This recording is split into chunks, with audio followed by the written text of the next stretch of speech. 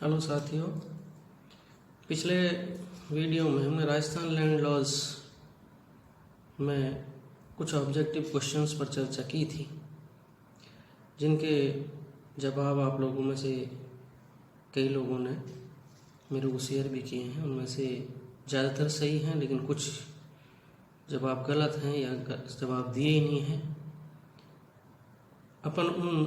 सबसे पहले उन ऑब्जेक्टिव क्वेश्चंस पर चर्चा करते हैं और उनके सही जवाब क्या हैं इस पर चर्चा करते हैं। सबसे पहला जो क्वेश्चन अपने लिया था वो था राजस्थान किराया नियंत्रण अधिनियम 2001 जो है राजस्थान रेंट कंट्रोल एक्ट 2001 के अंतर्गत जो रेंट ट्रिब्यूनल है उसका गठन कितने सदस्यों से होता है। मैंने आपसे चर्चा की थी कि जो इससे पहले का रेंट कंट्रोल एक्ट था 2001 से पहले, उसमें रेंट ट्रिब्यूनल जैसा कोई ट्रिब्यूनल नहीं था।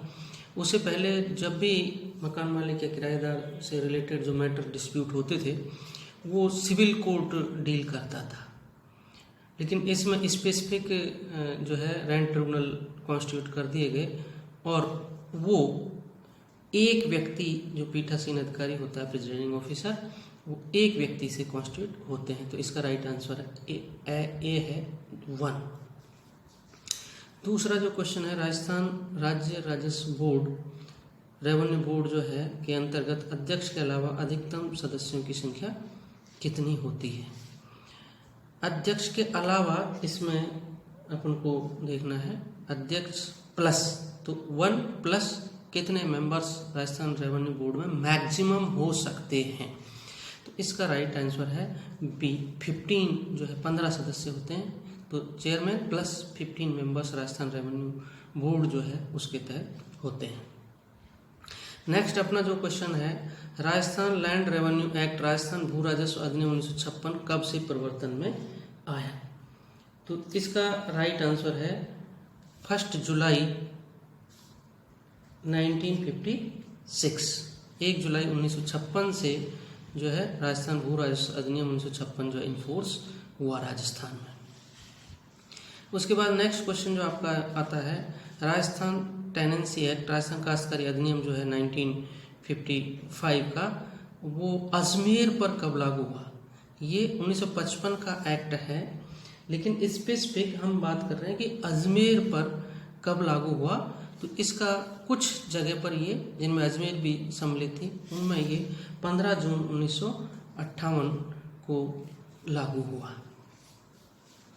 नेक्स्ट आपका क्वेश्चन है राजस्थान काश्तकारी अधिनियम 1955 के अनुसार निम्नलिखित में से राजस्व न्यायालय में सम्मिलित नहीं है रेवेन्यू कोर्ट में इंक्लूड नहीं माना जाएगा। इन चारों में से कौन सा। कलेक्टर, उपखंड अधिकारी, उपखंड मजिस्ट्रेट और तहसीलदार। वैसे तो इसमें बड़ा कॉमन सेंस की बात है, क्योंकि जहाँ मजिस्ट्रेट शब्द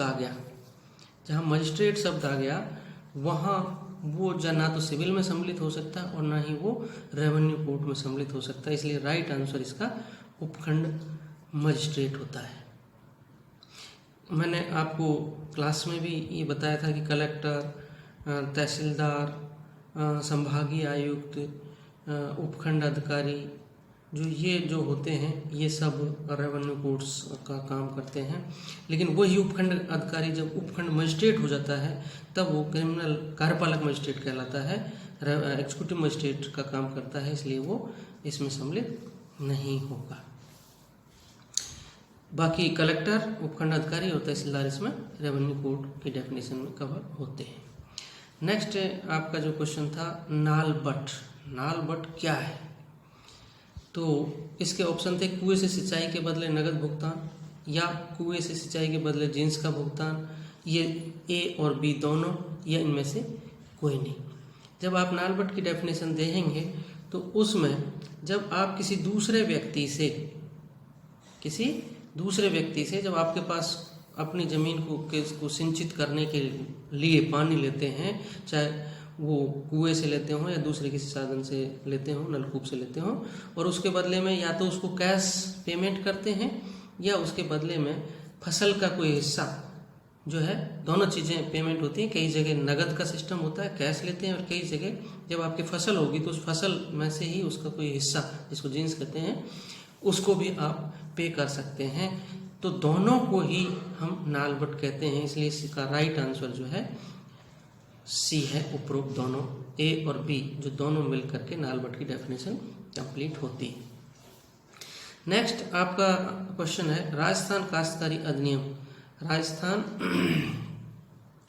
जो टेनेंसी एक्ट है 1955 का के अनुसार अभिधारी को कितने वर्गों में विभाजित किया गया है। जो आपके काश्तकार हैं वो मतलब उनको कितने कैटेगरी में डिवाइड किया, इसका राइट आंसर है बी, यानी 4 प्रकार के अभिधारी होते हैं।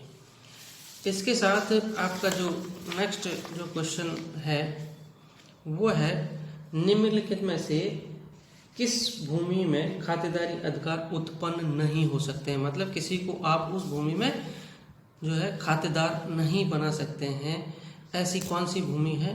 तो इसका जो राइट आंसर होगा वो होगा उपरोक्त सभी। गोचर भूमि में कोई खातेदारी अधिकार उत्पन्न नहीं हो सकते। सरकार का यदि कोई खुद का कृषि फार्म है उसमें कोई खातेदारी किसी को आप नहीं दे सकते।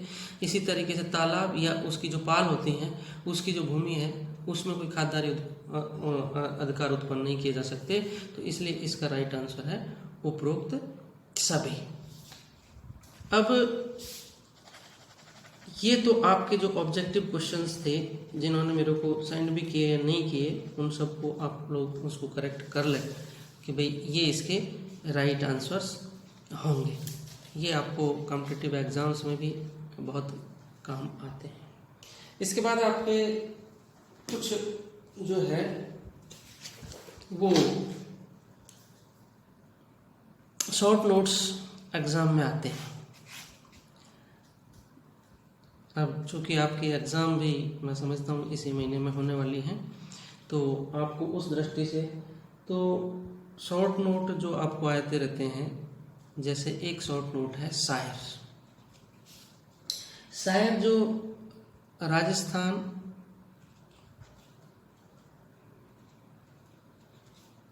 काश्तकारी अधिनियम है 1955 का, राजस्थान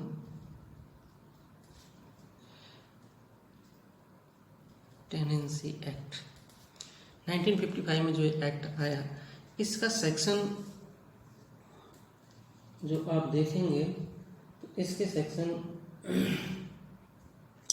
जो है उसकी मैं जब आप डेफिनेशंस में जाएंगे तो आप उसके सेक्शन 30 सब सेक्शन सेक्शन 5 का सब सेक्शन 5 सब सेक्शन 37 में इसकी डेफिनेशन दी हुई है। क्या डेफिनेशन दी हुई है? जब कोई व्यक्ति या तो पट्टे पर कोई चीज लेता है या ऐसा लाइसेंस लेता है कि भाई मैं इस भूमि से कोई उपज या कोई लकड़ी, लाख, गोंद या जैसे मछली पकड़ने का अधिकार या गोबर इकट्ठा करने का अधिकार या हड्डी या सिंगाड़ा बो करके उसको तोड़ना, ये जो है इस तरह की, या फल मान लो बाग, कोई बाग है गवर्नमेंट का या किसी का, तो उस पे उसके बदले में जो वो भुगतान करता है उसे हम जर्नल वे में जो है कहते हैं कि ये शायर है। मतलब वो भूमिधारी को, पट्टेधारी यानी नियुक्तधारी जो भूमिधारी को उसके एवज में कोई भी उपज को इकट्ठा करने के उपज में, लेकिन वो उपज क्या प्राकृतिक होनी चाहिए, वो प्राकृतिक उपज को इकट्ठा करने के एवज में जो भुगतान करता है उसे हम शायर कहते हैं। तो इसमें क्या क्या सम्मिलित है? जो लीज, जो लेजी है, पट्टेधारी है, या लाइसेंस होल्डर है, अनुज्ञप्तिधारी है, जिसको लाइसेंस मिला हुआ है उसके द्वारा, अनुज्ञप्तिधारी द्वारा जो है भूमि से उपज, जैसे कि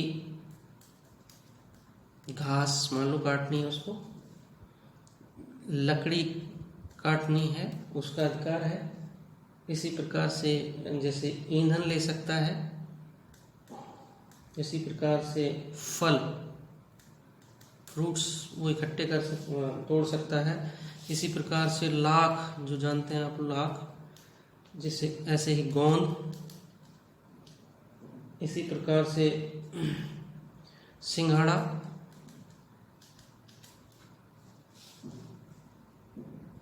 या हो सकता है कोई कूड़ा करकट भी उसके खाद के रूप में काम आ सकता है, उसको इकट्ठा करता हो। इसी प्रकार से जैसे कई बार हड्डियां इकट्ठा करते हैं, उसका भी ठेका होता है। इसी प्रकार से गोबर इकट्ठा करने का,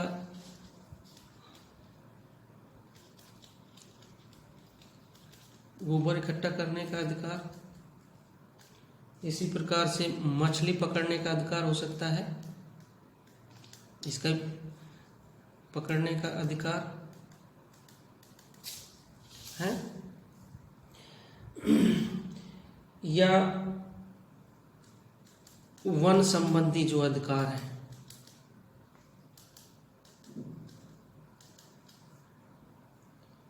अथवा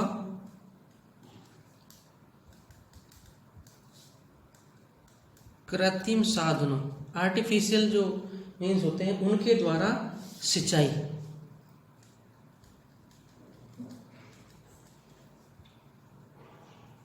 के लिए पानी का उपयोग के लिए भुगतान किया जाना। तो इनमें से किसी पर्पस के लिए जो भुगतान किया जाता है वो सायर कहलाता है। जो ये पट्टेधारी या व्यक्ति द्वारा भूमिधारी को दिया जाता है और प्राकृतिक उपज के एवज में या कृत्रिम साधनों से सिंचाई के पानी के उपयोग के लिए किया जाता है। लेकिन इसमें राजस्व या लगान, रेवेन्यू जो है इसमें सम्मिलित नहीं है। रेवेन्यू जो है वो इसमें सम्मिलित नहीं माना जाता है। तो ये आपकी एक सायर की जो है डेफिनेशन, जो जनरली ऑब्जेक्टिव्स में आपको आती रहती है। तो ये बहुत इजी डेफिनेशन है जिसको आप आराम से समझ सकते हैं। और ये आज के लिए आपको, तो ये ऑब्जेक्टिव्स के आंसर आपको आज मिल गए, एक शायर की आपको डेफिनेशन मिल गई। अगले टर्न पर अपन और डेफिनेशंस पर चर्चा करेंगे। Thank you.